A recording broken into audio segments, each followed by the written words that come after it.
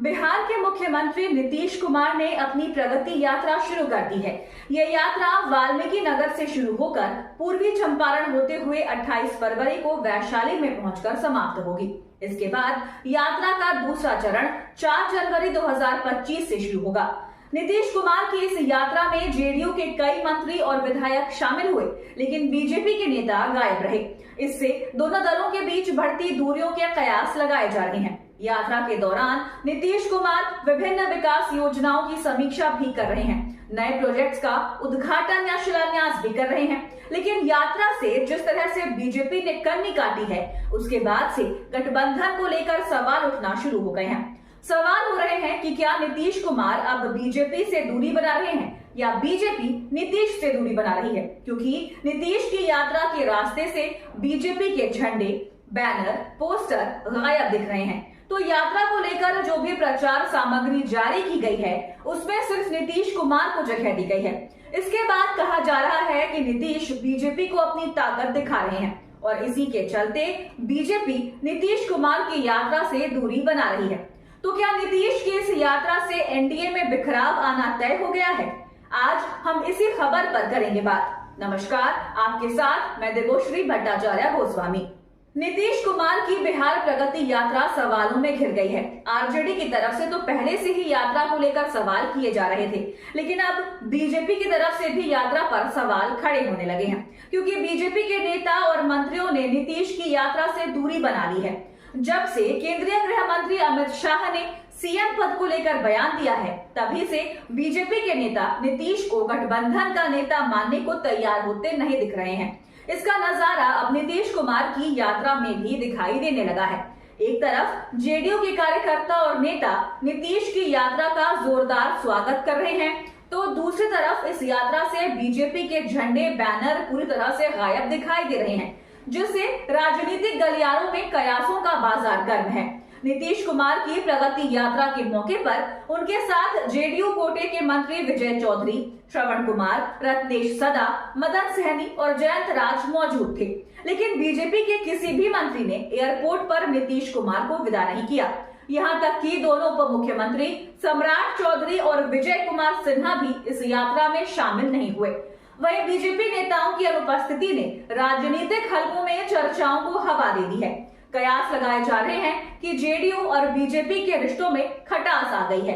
इस बीच सबसे ज्यादा अगर किसी चीज की चर्चा हो रही है, तो वो यात्रा को लेकर जारी किए गए पोस्टर की हो रही है। एक तरफ से जेडीयू ने इस पोस्टर के जरिए बीजेपी को साफ संदेश दे दिया है कि बात बिहार की होगी तो सिर्फ नीतीश कुमार की होगी। नीतीश के नाम पर ही चुनाव लड़ा जाएगा और सीएम पद से कोई समझौता नहीं किया जाएगा।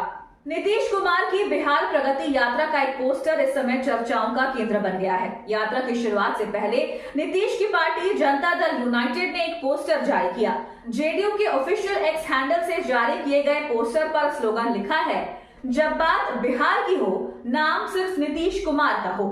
सीएम की यात्रा से ठीक पहले जारी इस पोस्टर के सियासी मायने निकाले जा रहे हैं। सियासत में संकेत की भाषा अहम होती है, खासकर बात जब बिहार और नीतीश कुमार की हो। बिहार चुनाव में एनडीए का चेहरा कौन होगा, इसे लेकर जेडीयू अपना स्टैंड पहले भी साफ कर चुकी है। जेडीयू ने साफ कहा था कि नीतीश कुमार की अगुवाई में ही चुनाव लड़ा जाएगा, लेकिन अमित शाह के बयान के बाद से बीजेपी हाईकमान की तरफ से अभी तक कोई प्रतिक्रिया नहीं आई है। बिहार बीजेपी के नेताओं के बयान जरूर सामने आए हैं, लेकिन नीतीश कुमार को भी पता है कि बिहार बीजेपी नेताओं के बयानों की कोई कीमत नहीं है। अमित शाह के बयान के बाद सम्राट चौधरी और बिहार बीजेपी अध्यक्ष दिलीप जायसवाल ने नीतीश कुमार की अगुवाई में चुनाव लड़ने की बात जरूर की है, लेकिन सीएम पद को लेकर विवाद शांत नहीं हो रहा है। बिहार में सीएम को लेकर चर्चा तब छिड़ी जब महाराष्ट्र में देवेंद्र फडणवीस की अगुवाई में एनडीए की सरकार बनी। इस दौरान एक इंटरव्यू में गृह मंत्री अमित शाह ने बिहार में सीएम फेस को लेकर सवाल पर कहा था कि बीजेपी में निर्णय लेने की एक प्रक्रिया है, पार्लियामेंट्री बोर्ड इस तरह के फैसले लेता है, सभी दल साथ में बैठकर ये तय करेंगे और तय करेंगे तो ये बता भी देंगे। इन सबके बीच अब नया स्लोगन देकर जेडीयू ने सहयोगियों से विरोधियों तक सबको ये संदेश दे दिया है कि सीएम पद की बात होगी तो पार्टी सुशासन बाबू के नाम से टस से मस नहीं होगी। ऐसे में सवाल इस नारे की टाइमिंग को लेकर भी हो रहा है। ये सब कुछ एक सप्ताह के अंदर ही हुआ है। सबसे पहले 16 दिसंबर को अमित शाह बिहार में सीएम फेस को लेकर बयान देते हैं। अगले ही दिन 17 दिसंबर को फिर अंबेडकर को लेकर, गृह मंत्री के बयान को लेकर अरविंद केजरीवाल की नीतीश को चिट्ठी, फिर एनडीए की बैठक से पहले सीएम का बीमार हो जाना। इसके बाद दिलीप जायसवाल से लेकर सम्राट चौधरी तक नीतीश के नेतृत्व में चुनाव लड़ने की बात तो करने लगते हैं, लेकिन कोई ये कहने को तैयार नहीं है कि सीएम फेस नीतीश ही होंगे।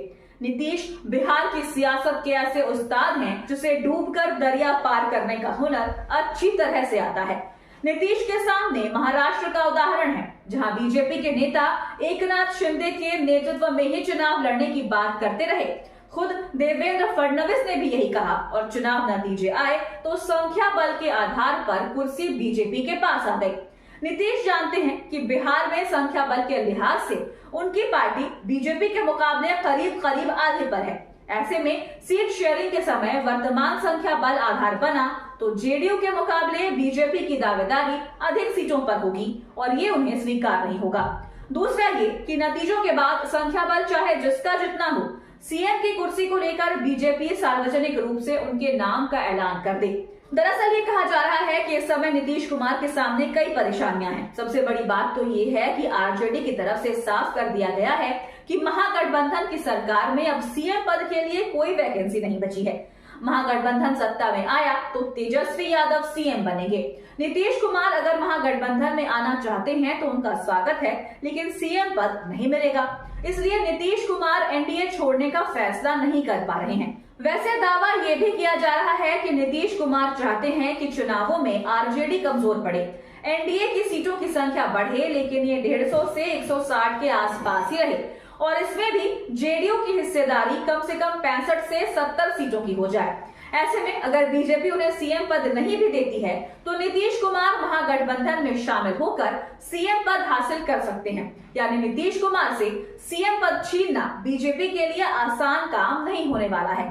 नीतीश कम से कम महाराष्ट्र वाली स्थिति में तो नहीं आना चाहते।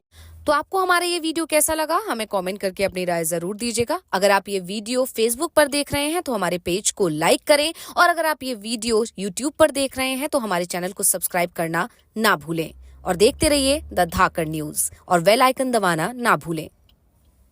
तो आपको हमारा ये वीडियो कैसा लगा, हमें कमेंट करके अपनी राय जरूर दीजिएगा। अगर आप ये वीडियो फेसबुक पर देख रहे हैं तो हमारे पेज को लाइक करें और अगर आप ये वीडियो यूट्यूब पर देख रहे हैं तो हमारे चैनल को सब्सक्राइब करना ना भूलें और देखते रहिए द धाकड़ न्यूज और बेल आइकन दबाना ना भूलें।